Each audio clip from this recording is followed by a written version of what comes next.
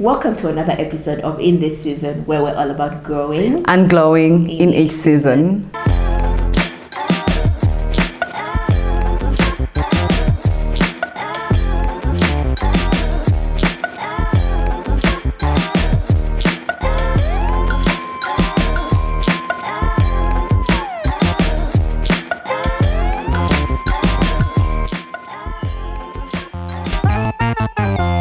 In this episode, we're going to talk about finding intimacy as a single person.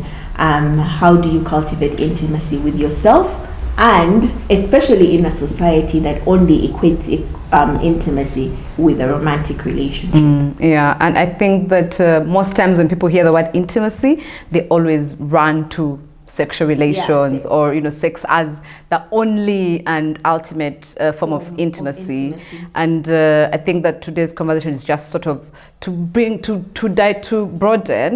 the conversation, what intimacy looks like as a single and partnered woman, and beyond just the physical. I mean, the physical is important, but beyond that, it absolutely is. Yeah. What does intimacy mean to you? I think for me, intimacy is feeling seen by my partner or the other person, but also feeling like we are connecting on a much deeper level. So it's not just conversation, because for me, intimacy does not even just necessarily mean physical touch or anything. I feel like it's the quality of the time we are spending together. Exactly, that is nurtured. And also intimacy for me has also a different phase, which is spiritual intimacy.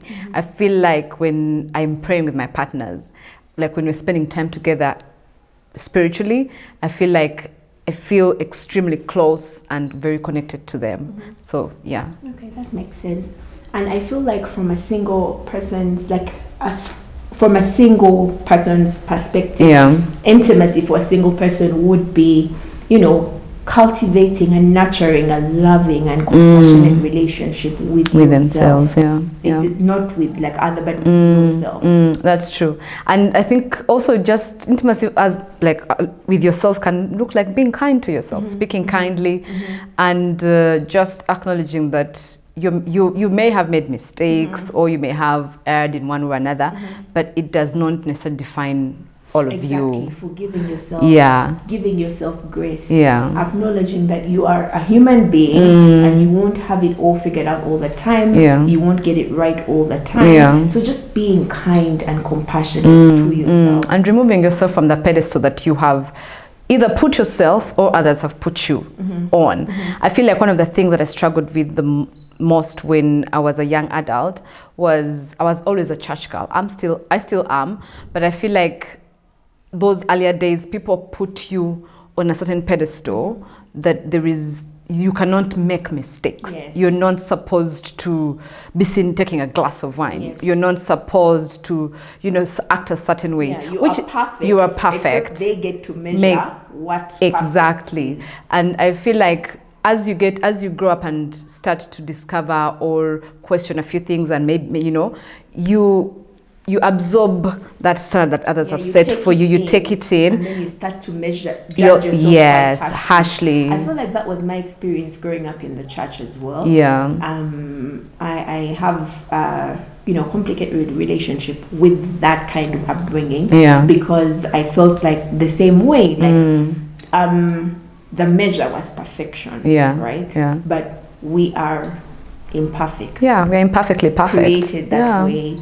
Meaning that, and what I mean by imperfect is we fall short. We do. All the time. And I feel like when you grow up in the church community, all you see and hear is perfection. This is perfect stories. So every time you fall short, you start to feel like, what's wrong with you? And then that becomes your inner voice. At least that was my experience. That became my inner voice.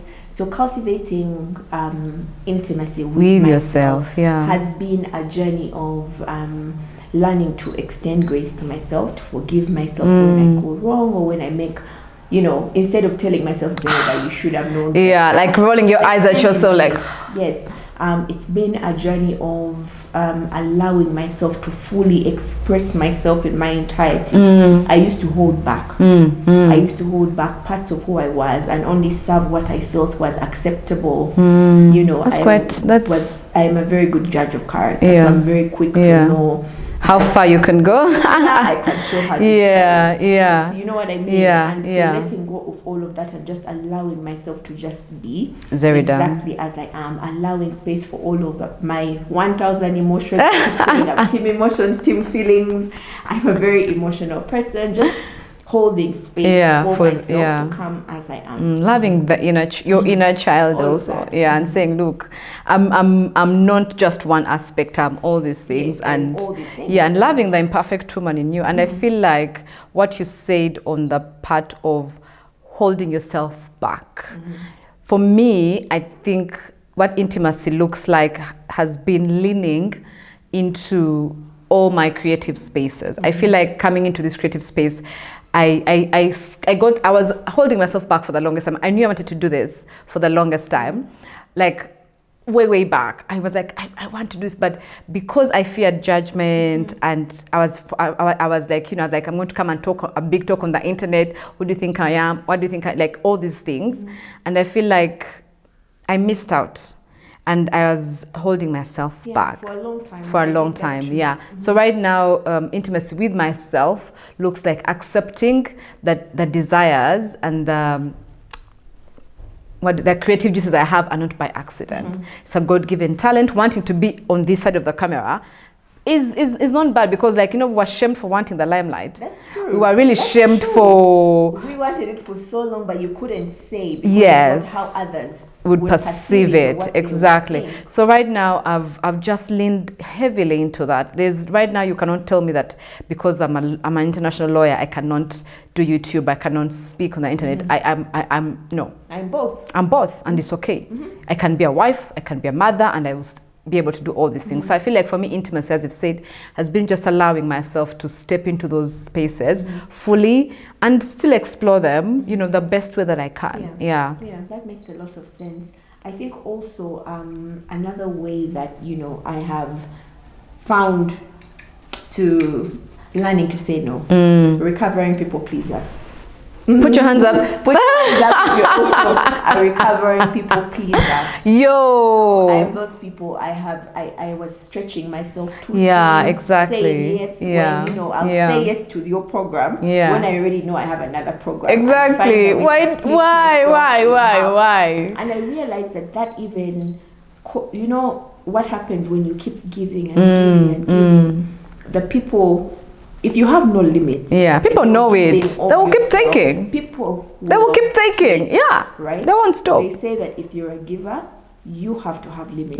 Because takers have none. None. They will keep taking. In fact, there are those ones who will complain that you're not lying flat enough. Yet you're already on the floor. You lie down for people to step on, and they'll complain that you're not flat enough. Right? And what that gives rise to is you have all these relationships that are taking from you, and at the end of it all, you're empty, you're stretched out, you're stretched thin, and and I feel like the quality of my friendships, because of the people pleasing, was not something that made me happy. Every time I'd spend time with my people, I would leave feeling drained, as opposed to feeling uplifted or energized. It didn't feel balanced. And I feel like since I started saying no, I have more quality friendships. Better quality. That's you're very right. And I it's a thing that happens, and I know so many women who are recovered or recovering or are still people pleasers. And my theory, my assumption, I think, is that we absorb it from our mothers. Some of us, I think that we see our mothers lay so flat and give of themselves too much that we think that's the norm. I mean that because I don't understand why it's not so. Maybe I don't know men who are people pleasers, but I've not seen many men who are like that. Men are the way that the patriarchy is designed is men serve themselves. They do what works for them, which is why you see in our homes, in our society in general, when you see old married couples, the man's life didn't stop. He still has friends. Yeah. He still has social activities. Yeah. He still has all these things. The woman, on the other hand, if they continued to work, yes, they did, but then they were a mother and a wife. Yeah. Meaning that at, let's say, age 18, 20, when the nest Kids. is empty, they have nothing left. Yeah. The men's lives Yeah, they continue to serve. They did what they want. By never Rotaract, they, you know, yeah. After work, they'll go for a drink with friends. Yeah. On the weekend, they'll go play golf, play sport, play squash, play all of these Yeah. things, meet up with Yeah. friends, Rotary Row, whatever. Their lives don't stop. And I think for me, I think that's my assumption, that most of us absorb it from home. So for me, as you've said rightly, I have also had to learn about boundaries, and I've had to say no. My friendships have evolved as a result of that. Some died because then people accuse you of changing. All right. Because I guess you're not lying flat enough. You know, now you're saying that will not work. That, you know, so yeah, you're right. I think also intimacy has been leaning into my community, my friends that I have chosen, that have remained. Because as you get older, your friendship circle reduces. Yeah. They change. So your needs change. Also. Yeah, and also because sometimes you're friends with people because of proximity, and now for us who live, or shared, you know, maybe your workmates, exactly, close in that time because of how often you see each other, or you know. Yeah. So for me, I've leaned heavily into my circle, and I feel like my friendships are really now better, and like such an intimate space we share, and it's been good. Yeah. Another thing that's helped me, that has helped me grow my intimacy with myself, is doing the activities that I love, irrespective, because there's so many things that I love, me as Zerida, I love them, but my friends don't. Of course. Right? And so for a long time, I wouldn't do those things because you are waiting. You want someone to go with. You know what I mean? We were always, you know, that chilindi, group. Yeah. But then I realized that I would see people, thank God for the internet. Yeah. Because you'd see people doing the things you want to do. Exactly. You know? But you're not doing them because, you know what I mean? I remember I've always loved to host. Yeah. But sometimes you want to host this time and none of your 5 friends are available. So you don't. Yeah. But now you go on the internet and people from the internet will come. Yeah, exactly. You know? Yeah. And so you get to do the things you love to do. That's very and true. in so doing, you meet people who resonates with you. Because Yeah. you like the same thing. Yeah. So you connect over shared hobbies. Yeah. And stuff, and you just find that you're living the life that you want fully. Yeah, that's true. So that stopping to wait for people when I want to do something. Yeah. If I want to go, I am going. I don't if you're wait. Coming with me, great. You're coming, yeah. If not, that's okay. And I think for me that has been one of the most revolutionary things Absolutely. that I could ever do for my single self. In the past, I used to feel, you know, I don't know if it's fully resentment, but let's say, Priscilla, I want to go to, you know, a wine and cheese tasting. It's not your thing. Yeah. Or you're busy, or, you know, and I really want to go. I might feel some type of way. Of course. You know what I mean? Yeah. Or you would rather lie and sleep and read a novel, or you'd rather drive out to a farm, or whatever. I'm going to feel some type of way about it. Yeah. But now, being able to just go, exactly, regardless, not waiting for anyone, it even takes pressure off your friends or other people. Yes. Stop calling people fake friends. Yeah, because man, yes, remove. You're preaching, sis. You're preaching. Let me tell you 2 things that you've said that resonate heavily with me. One, not waiting for company to do stuff. I think that I can't remember when exactly I began, but I think living away really forces you to do stuff on your own. But I remember the first time I went to eat by myself in a restaurant, I was freaked out. I felt like everyone is looking at me, everyone is pitying me, everyone is seeing through me, everyone, you know, and I'm like, no. After I did that, I realized no one even came and beat me up for eating by myself. No one came to disturb me, and I enjoyed it. I have not looked back. I can imagine. I have not looked back. University in Cape Town, they were, you know, we first went, we had, you know, Ugandan crew, people you knew from home. Yeah. Some people would introduce you to their friends, whatever. So we're all, you know, a Ugandan crew. And then, but I remember in first year, we all we would wait, do nothing during the day. wait for evening to pre-drink somewhere and then go out to, a bar. And we liked one particular one that used to play music that was familiar, right? And we did that for so long, but I kept feeling so bad that I was in this beautiful city and I'm just going out. I was doing the exact same things every day. Exactly. You know what I mean? And I was just like, no. So I started to, because I've always loved food, go explore a different restaurant every week, this and that, and just started to see another part of the city. Because I was, and Cape Town is so beautiful. All this way exactly. To live as if I was in Kampala. Yeah. Fortunately, my housemate at the time, my amazing friend Tyler, had a similar mind to mine, so we sort of broke away from the Chirindi of Chibala. Started to explore the city and restaurant hop every Friday. Would go to all these places. That's nice. And have a new cocktail and burger place. We just say amazing. And I do not regret it one bit, because those were the best years of let my me life. Tell you, like, but if I had stayed in the you would have missed out so much. Wait for night time so we can wear. Yeah, because that's a Uganda. That's the thing that you do. That's what Ugandan people do. They go to Chibala. So it's such. I always get in my DMs asking, how do you travel by yourself? How do you enjoy a city by yourself? And I'm like, you just start. You just stop waiting. No, let's talk a little bit about how societal pressure, especially that we live in a society that attaches intimacy only to romantic relationships. How does that impact intimacy for a single person? Yeah, I think that the way society has defined intimacy, sort of, it has been put in a small box. That you can only experience intimacy in romantic relationships. But yet you and I know that as women, we have different groups that meet our different emotional and intimate needs. So I feel like sometimes we miss out on leaning into these other communities or other groups, waiting and valuing them and cherishing them. Them Exactly. Waiting for this one man to come, and when this one man comes, we put so much pressure because we drop exactly all the other and sources of intimacy. Exactly, forgetting that this one person will not meet all the intimate needs, the emotional, the spiritual, the whatever that you have. And then I feel like then you end up being lonely and being unfulfilled in the relationship and resenting them.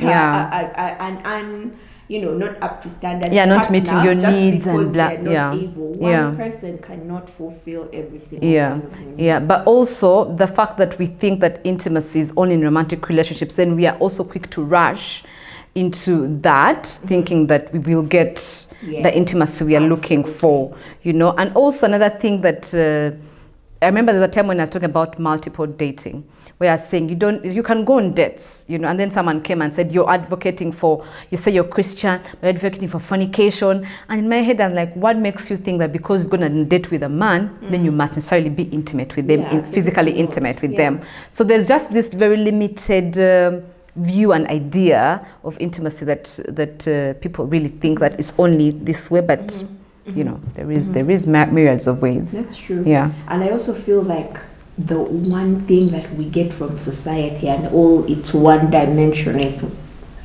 thinking when it comes to relationships is the projected fear. Yeah. Every society projects fear onto single women especially. Exactly. And so, even when you're, comfortable in yourself and whatever, everywhere you turn, there are messages projecting fear onto you. You're not enough. You need you're this. This one thing. And it's so easy for you to then compromise on a lot of things and settle for a low quality in relation to your needs. Exactly. Settle for find the nearest available to fit sex and fit him into that role. If there's a poem, it was by one of those, I've forgotten her name, but she said it's called I Will Wait For You. And they were saying she kept saying, I went on doing this over and over again. I kept meeting this man and said I will make him the one. Right? He was never the one, but I kept I was going to make you the one, right? And it just doesn't work. It doesn't. That, you can't changamka someone because of this messaging, left, right, and center, talking expiry dates. Talking about like even like when it's cold, like these all these memes. Sweater weather. Who are you with? There's many married people who don't have cuddles. It's true. Yeah, it's true. Many. It's not a given that simply because you have a ring on your finger, you're gonna have cuddles in the cold. That's the point. And it's not a given that just because you're in a relationship, you're going to experience that intimacy that we crave as human beings. If it's not a good fit. It's not a good fit. Yeah. And no matter what, you can changamka it slowly, but it still will just not work. Yeah. You're very, very right. Yeah.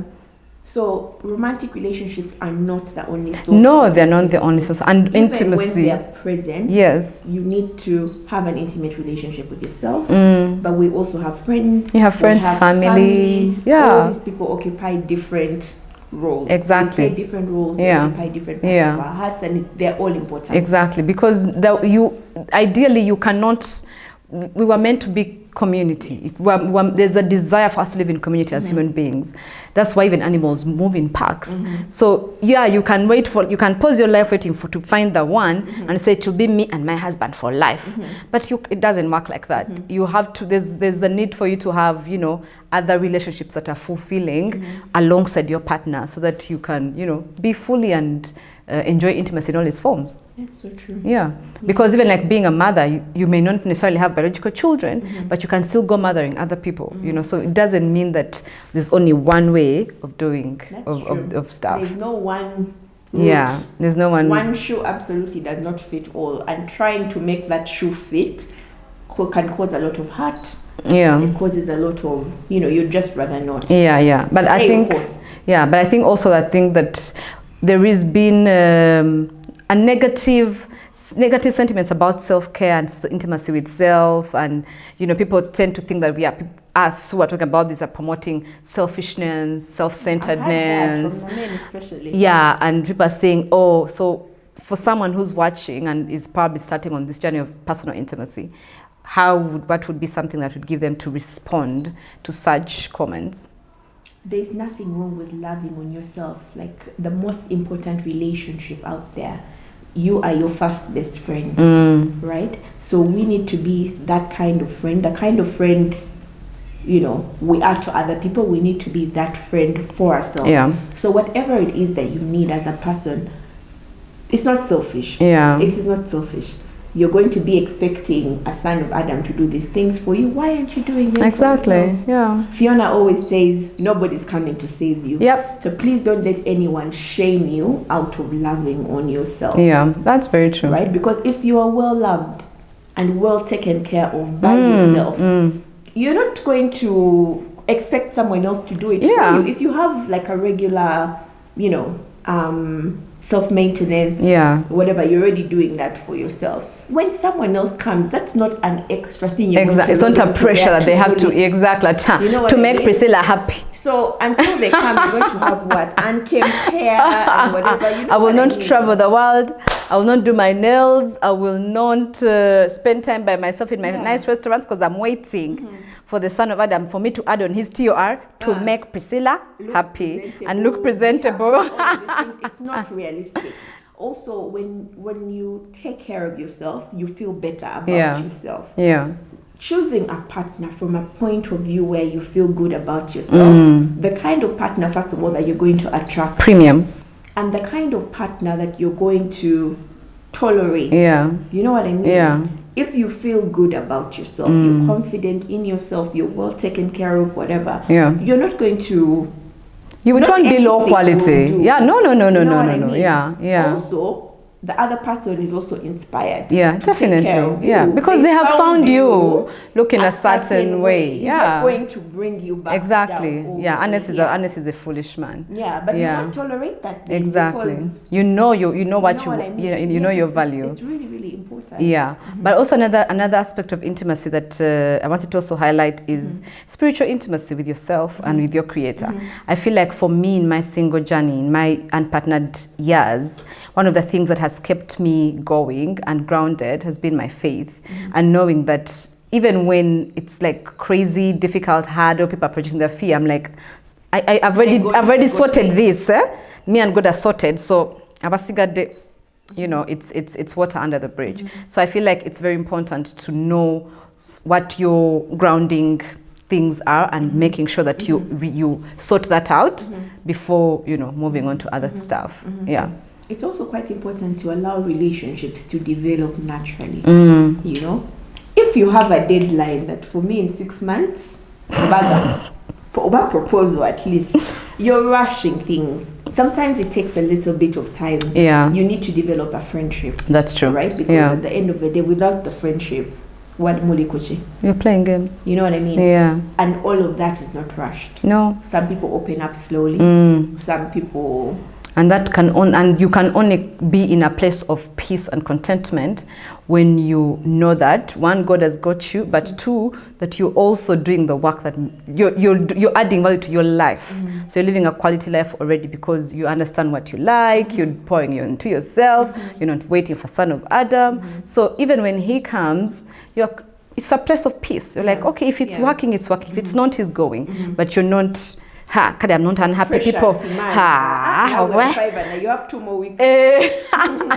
Because you want to be able to be flown to Dubai and you're waiting for the man to bring the money to fly. So it's I think it's good for us to know that you can actually create the life that you want.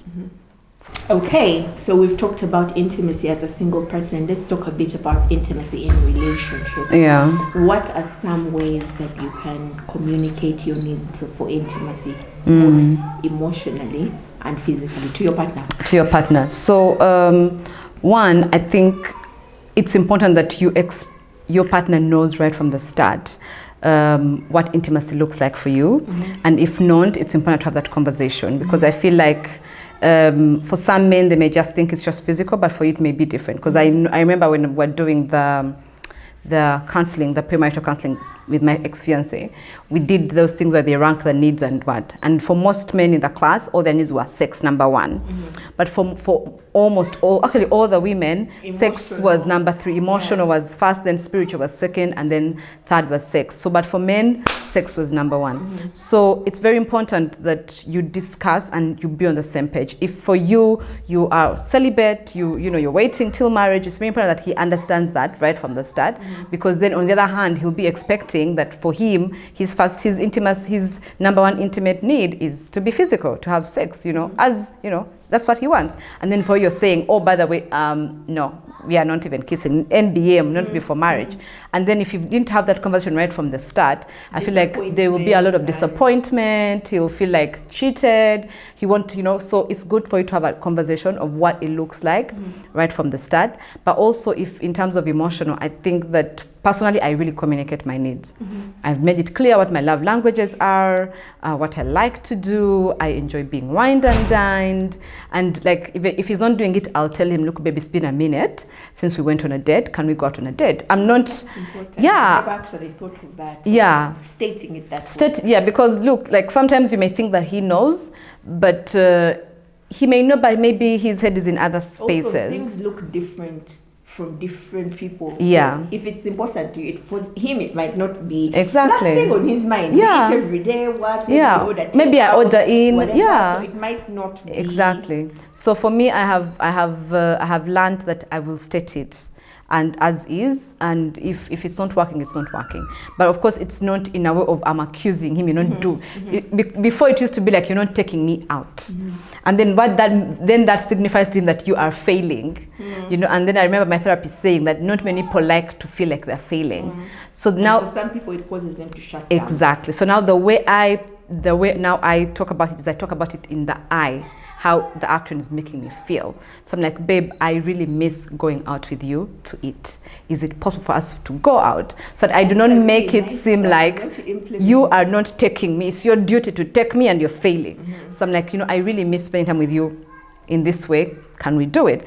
And all the time, it's been, like it without even immediately.